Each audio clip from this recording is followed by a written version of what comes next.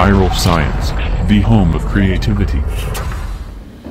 So friends, here I have the complete RFID door lock project, and you can see these are the RFID tags. These are the registered RFID tags. I have 3 registered RFID tags, and this is a non-registered RFID tag. And here you will find the RFID scanner, the solenoid door lock, and the blink application. So first of all, to give access to this registered RFID tags, we have to turn on the respective button of all the users. So I have 3 users registered over here. So first of all, I will turn on access to user 1, and this is the card for the user 1. So I will scan this card. So as you can see, I've got the access, the door lock is open, and I can also see the username in the serial monitor. I mean, you can see the terminal of the blink application.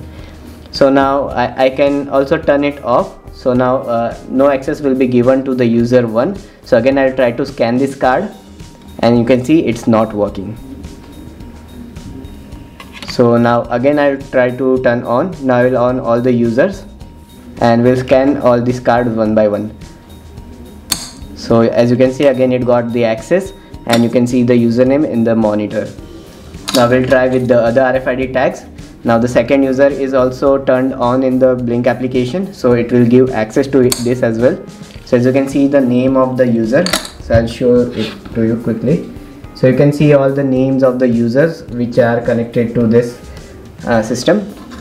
So this is the third user, and it also got access, and you can see the name popped in our monitor. Now this is an unregistered RFID tag, so I'll scan this one as well, and you can see nothing happens with the unregistered RFID tag. So now again I'll turn off all the users, and now I will scan these cards again. So as you can see, it's not working. Even these two are also not working. So now I will grant access to user 1, and I will scan this card, and see it's working, and I can also see the name of the user in the monitor. So in this way the system works. So let's quickly get started with this video. This video is sponsored by Altium Designer. It's a professional grade PCB designer software company. You can design high quality PCB with advanced routing engine that includes powerful tools. You can visualize your PCB in 3D format. So immerse yourself in visually stunning, photorealistic 3D world of your PCB design with Altium PCB Designer. Start your free trial now. Links are in the description down below. So for this project, you will need an ESP8266 board, RFID reader, 1-channel relay module, 12-volt solenoid lock, 12-volt battery for the solenoid lock, some wires and jumper cable, and a breadboard. Now follow the circuit diagram and make your connections.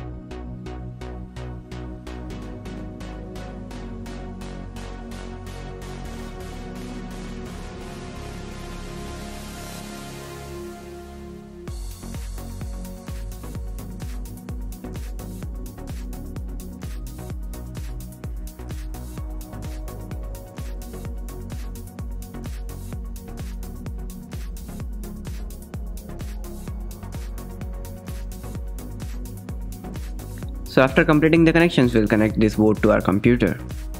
Now download the Blink application in your smartphone and click on open, and here create a new project. Give your project name. I'm giving RFID door lock. Select the board as ESP8266 and create the project. Click on add icon and we'll add a terminal. Now resize this terminal according to your phone screen size. Now we'll give this as a virtual pin 2 and we'll give the name as monitor, and we'll click on add new line as yes. Now we'll add 3 buttons for 3 different users. You can even add more users and more buttons in this. So I added 3 buttons. Now we'll configure each button. So for the first button I am using virtual pin 3. I will make it as a switch and I will give the name, and over here I will enter the username. Similarly I will do this for the other 2 buttons as well.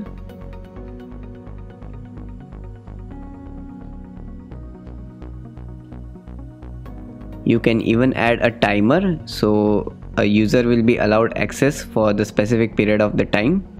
So I am trying this with user 1. So this is the start and the end time. So now open the code. Now include all these libraries, and over here you have to enter your Wi-Fi name and your Wi-Fi password. So I'll quickly type the Wi-Fi name.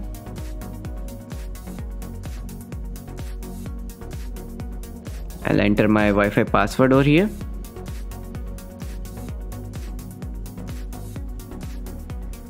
Now you also need to add your Blink authentication token, which will be sent to your email ID via Blink. So copy this from your email ID and paste it over here.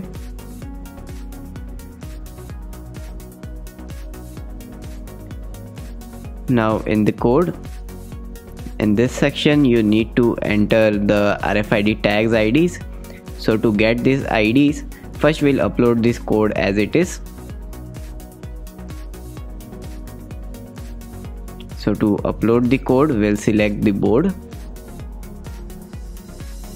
So go to ESP8266 section and select Node MCU 12E module and select the port and upload the code.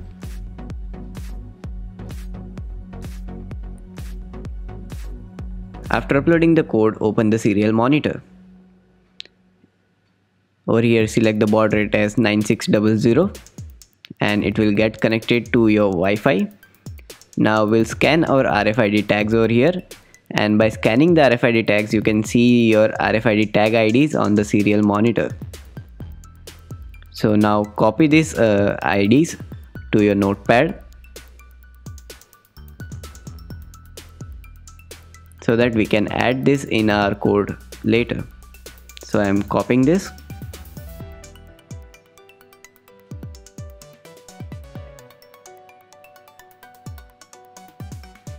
So now in this section of the code we need to enter the RFID tag IDs. So I'll quickly type one by one.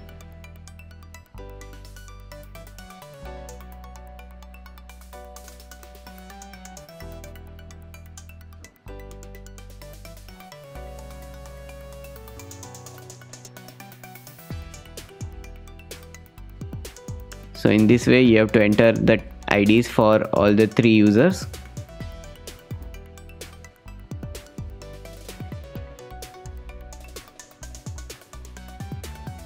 You can even change the username, so it will also get printed on the terminal on your Blink application.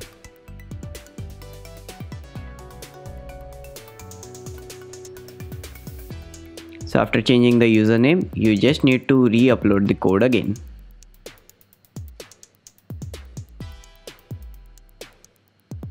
So now our project is ready.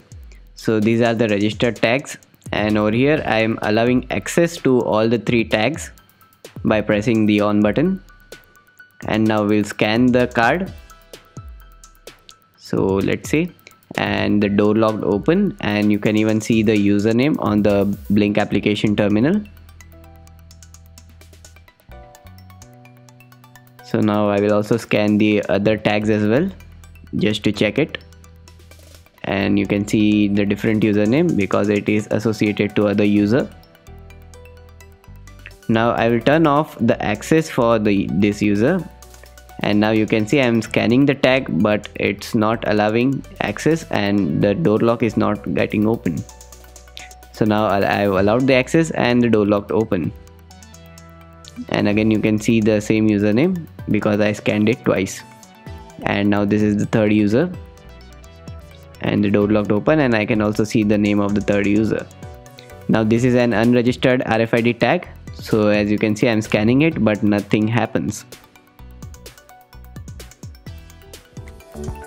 Do subscribe and press bell icon to get instant notification for new video.